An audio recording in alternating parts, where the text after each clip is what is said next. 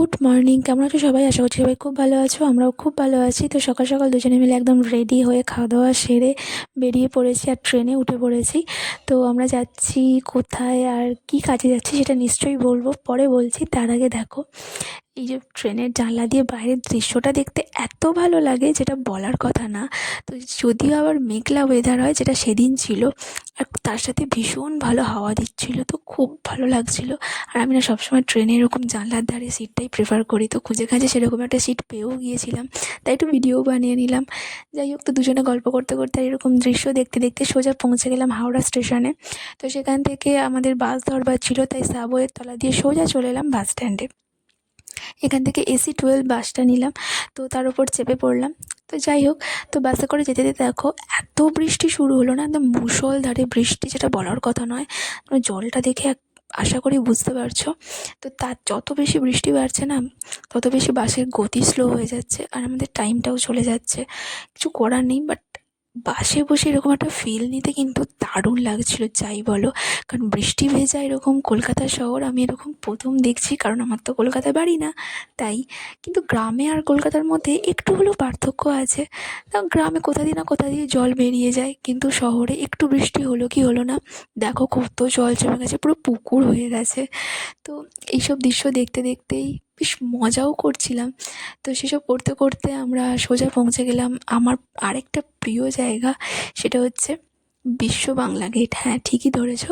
তো বিশ্ব বাংলা গেটের সামনে গিয়ে পৌঁছালাম, এখানেই নামলাম। এখানে না আমি অনেক ইউটিউবারকে, বড় বড় ইউটিউবারকে দেখেছি ভিডিও বানাতে, রিলস করতে, ফটো তুলতে। তো আমি বা কেন বাদ যাই? তাই আমি যখন এখানে আসতে পেরেছি সৌভাগ্যবশত, তাই আমিও এখানে একটু ভিডিও বানিয়ে নিলাম। বাট এত বেশি আমাদের লেট হয়ে গেছিলো না, আর ওই যে বললাম ইম্পর্ট্যান্ট একটা কাজে বেরিয়েছি, তো সেখানে যাওয়ার এত তাড়া ছিল যে আমি রিলস বানানোর কথা তো মাথাতেও আসেনি। তো এখান থেকে আমরা সোজা চলে গেছিলাম বাস ধরে চিনার পার্ক, আর সেখান থেকে বাসে করে আমরা চলে গিয়েছিলাম রাজারহাট মেন রোড।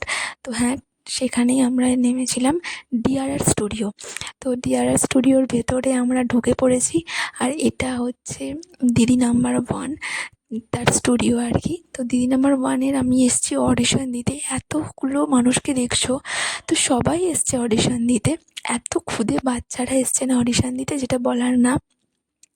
তো খুব খুব খুব ভালো লাগছিলো, মানে আমার এক্সাইট লেভেলটা অনেক বেশি বেড়ে যাচ্ছিলো, আর তার সাথে একটু একটু টেনশনও হচ্ছিলো। এটা আমার সেকেন্ড অডিশন, জানো তো। ফার্স্ট অডিশনটা যখন দিই তখন তো আমি ভিডিও বানাতাম না, তাই কোনো ফুটেজ নেই আমার কাছে। এটা আমার সেকেন্ড অডিশন, তো জানি না কেমন হবে। যাই হোক, তবে আমি যতদূর আসতে পেরেছি এটাই আমার কাছে অনেক অনেক অনেক বড় পাওয়া। তো তারপরে ওরা আমাকে ফর্ম দিল। তো লাকিলি আমি ফর্মটা পেয়ে গেছি, জানো, কারণ এত বেশি লেট হয়ে গেছে না আমার আসতে। তো আমার পরে আরও অনেকজন এসেছিলো, তো তারা 2জন পেয়েছে, বাকি সবাই পায়নি। তো যাই হোক, আমি 226 নম্বরে ছিলাম। আর তখন আমি যখন পৌঁছেছি অলরেডি 200 জনের অডিশন হয়ে গেছে। তো যাই হোক, তারপর আমাদেরও ডাকলো, ডেকে বললো ওয়েটিং রুমে বসতে। আর ওখানকার মানুষজনরা এত কোঅপারেটিভ, এত ভালো, যে ম্যাম অডিশন নিয়েছে উনিও খুব ভালো। তো যাই হোক, যদি কখনো বাই গড আমি চান্স পাই তো খুব খুব খুব খুশি হব। তো তারপর এখানে আমরা অডিশন দিতে গেলাম, ভেতরে তো কী কী হয়েছে সেটা তো তোমাদের সাথে শেয়ার করতে পারলাম না। আর এই যে আমার ফর্মটা। তো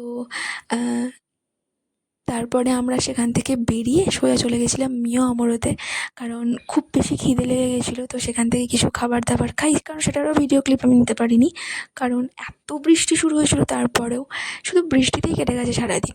আর তারপরে এই যে ব্রিজটা এত ভালো লাগছিলো না। হ্যাঁ, আমরা ডানকুনি বালি বাস ধরে সোজা বাড়ি চলে এসেছি। তো যাই হোক, তো আমাদের সারাদিনটা তো খুব ভালো কাটলো। তোমাদের কেমন লাগলো ভিডিওটা জানিও, যদি ভালো লাগে লাইক, শেয়ার অ্যান্ড সাবস্ক্রাইব।